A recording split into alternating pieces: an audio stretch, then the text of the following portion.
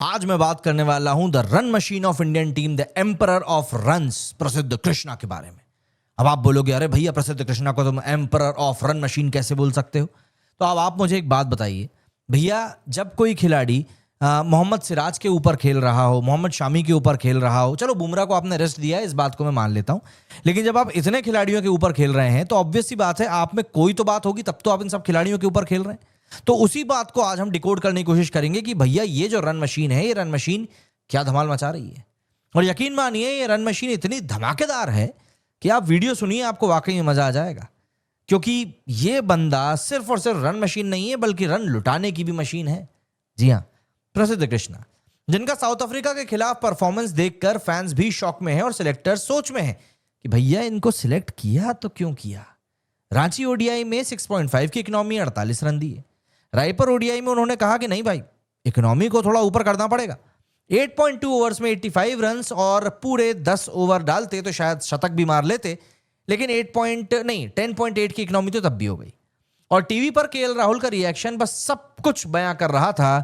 Indian fans का patience उसी moment से खत्म हो गया था।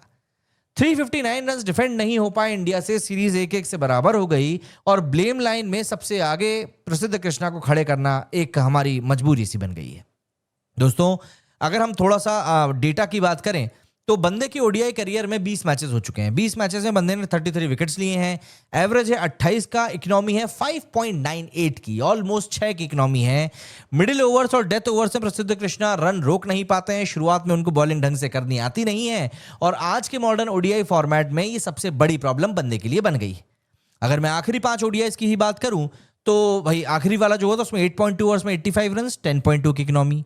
उससे पहले 7.2 ओवर्स में 48 रन, 6.5 की इकोनॉमी।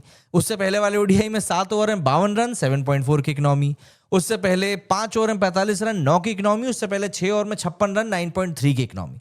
बंदा कंसिस्टेंटली 7 के ऊपर डाल रहा है, आपने देखा। और इन 5 मैचेस में टोटल ओवर बंदे ने डाले 33, टोटल रन दिए 286 एंड इकोनॉमी रही बंदे की 8.49। मतलब T20 के लिहाज से भी देखूं तो ये ज्यादा इकोनॉमी है और फिर तो हम वनडे की बात कर रहे हैं। मतलब ये स्टैट्स देखकर क्यों फैंस शॉक ना हो, मुझे आप बता दीजिए।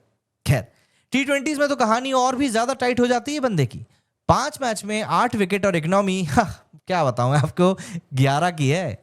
और याद रखिएगा वो 2023 का गुवाहाटी वाला मैच, ऑस्ट्रेलिया के अगेंस्ट 68 रन, इंडिया के T20 हिस्ट्री का most expensive bowling figure.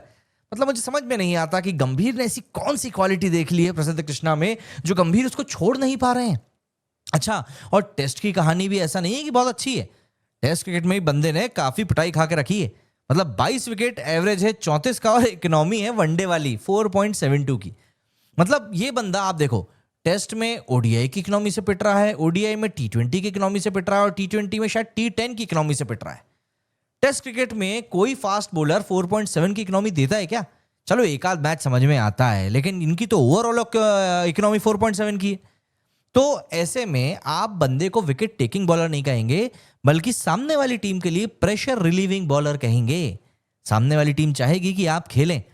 And सबसे बड़ा प्रेशर पॉइंट यह है कि इंडिया के पास ऑलरेडी बुमराह, सिराज, अर्शदीप, आकाशदीप, शामी, इन जैसे एक नंबर बॉलर पड़े हुए हैं। मैं राणा को इसमें इंक्लूड नहीं करूंगा क्योंकि राणा कभी कभार विकेट ले लेते हैं, लेकिन लॉन्ग टर्म में अभी तक उन्होंने भी मतलब ऐसा कुछ जलवा दिखाया नहीं है।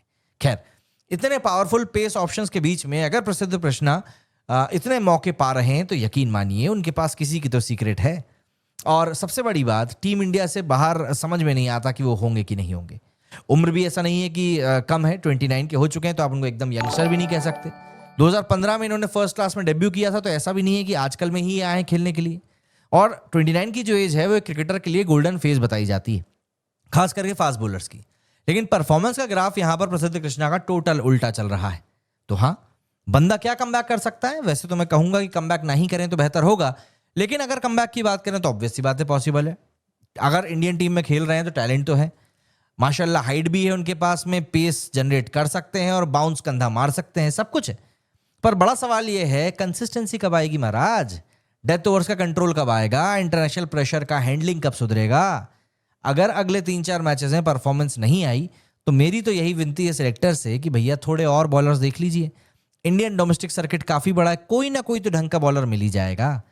ये थी प्रसिद्ध कृष्णा की रिसेंट फॉर्म की असली कहानी। आप क्या सोचते हैं इनके बारे में कमेंट करके जरूर बताइएगा। मेरे इस वीडियो में फिलहाल इतना ही। जय हिंद, जय भारत।